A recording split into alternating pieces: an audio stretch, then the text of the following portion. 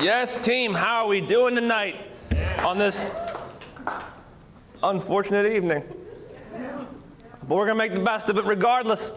Round of applause if you guys watch your politics on television. Good, why? It's fucking excruciating. You know what I mean, on TV? Because they have their own language. All these acronyms and synonyms that soap up pip assist about how the fuck you're supposed to follow what's going on.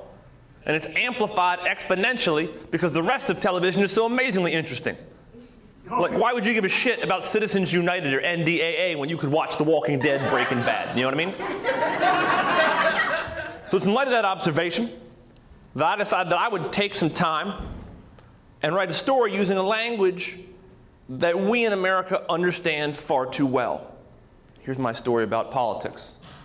Once upon a time, there was a gifted man.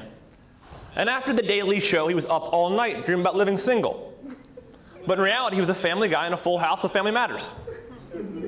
He was married with children, bored to death, and tired of being the biggest loser. Desperately trying to escape this American Horror Story, he wanted to become an American Idol. Change his hustle, become The Apprentice, and watch these madmen play their Game of Thrones, trying to finally figure out who's the boss. He soon discovered that these royal pains and hoarders had an X factor. They were cheaters, using their street smarts and criminal minds to build up a house of lies, cover up their covert affairs in the West Wing to collect their bones. Leaving this country in jeopardy. Unsupervised, they disobey law and order. In plain sight. The numbers aren't lost. There's a body of proof of the prime suspect, elementary that every person of interest has partners, but because they have all the leverage, there can be no revolution, no revenge till the price is right. So all across America, from Southland to South Park to Jersey Shore, scrubs and friends are drawn together to have an intervention. But this soon becomes Spin City, determined to catch a predator and then ask this shameless white-collar entourage in suits why they feel justified to lie to me. And when we're all finally about to hear the voice of Big Brother, they're saved by the bell. And those are the facts of life. And that's pop culture politics.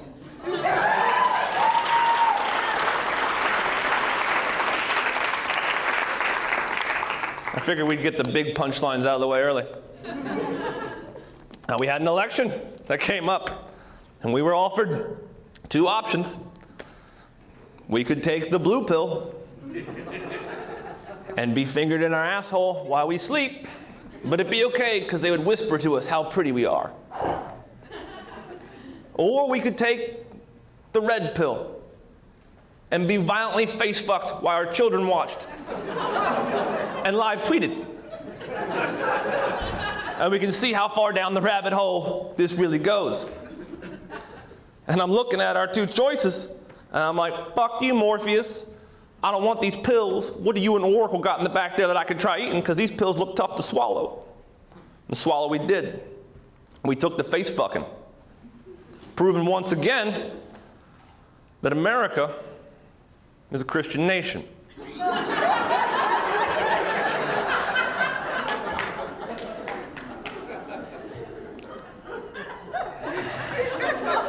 But I was outraged, but not for the same reasons everyone else was. I think we should have been pissed off like 10 fucking months ago. 1 out of 320 fucking million Americans, we decided that Dolores Umbridge and Voldemort were our two best options. One who doesn't realize she's evil, and the other one's fucking proud of it. We whittled it down, 320 million Americans, and we whittled it down to a transgendered Emperor Palpatine and a fucking tangerine. That's when we should have been marching in the fucking streets. We were okay with that. And I don't like, we couldn't understand, like, Donald Trump's like one of the top 5 worst human beings in America. But we couldn't tell because Hillary's like top 20. You know what I mean? It's like Donald Trump is like the Tom Brady of horrible people. He's the GOAT. You know what I mean? He's got a lot in common. He likes to tweet every time he gets hit. He's got a fucking foreign trophy wife, doesn't know when to shut her fucking mouth. And Hillary's like Joe Flacco. We're not sure if she's elite. No personality. But she's fucking deadly during the playoffs. I'm watching this and it made me sad. I started to realize things when I'm watching all this. I realized that we don't have political parties in this country anymore. That's done. It's a thing of the past. We have two religions, two cults. And one religion is racism, and the other one, sensitivity. And everybody on team racism, much like the Christians, they don't bow down to the balls of bigotry and tickle them every Sunday. Some of them just show up Christmas and Easter. And most of them, on paper, aren't even really racist. They don't realize it. Like, oh, I hate black people. What about Dave? Dave's cool. You're not fucking racist. You're just not smart enough to realize that you've evolved past your parents' upbringing, you fucking retard. And on the opposite side, everybody there on team sensitive, not everybody's a little whiny, bleeding heart bitch that thinks we should change the term blackjack because that's racially insensitive. Little boys named Jack are going to be afraid they're going to hit till they're 21. I mean, you gotta get your shit straight. You are completely horrified that there are teams named the Washington Redskins and the Cleveland Indians. But you're 100% okay with a guy who quite possibly gave hundreds of women AIDS being named Magic Johnson.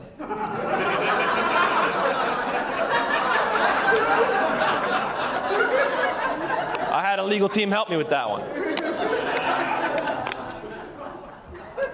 I don't get it.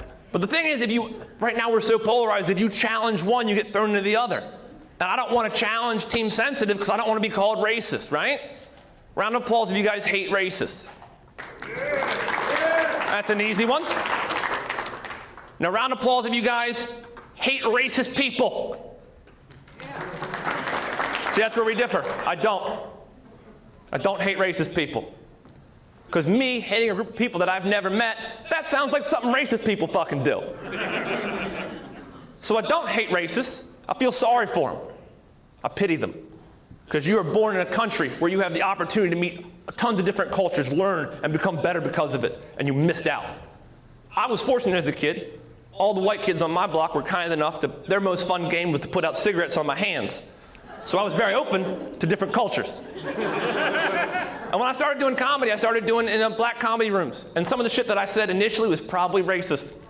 But the comics were decent enough to talk me through it and make me a better person. So I would have missed out without all that. If I didn't like Mexicans, I would never get to appreciate a family. Leonard Skinner, that whole Simple Man song, if he wrote that today, that'd be about fucking Mexicans.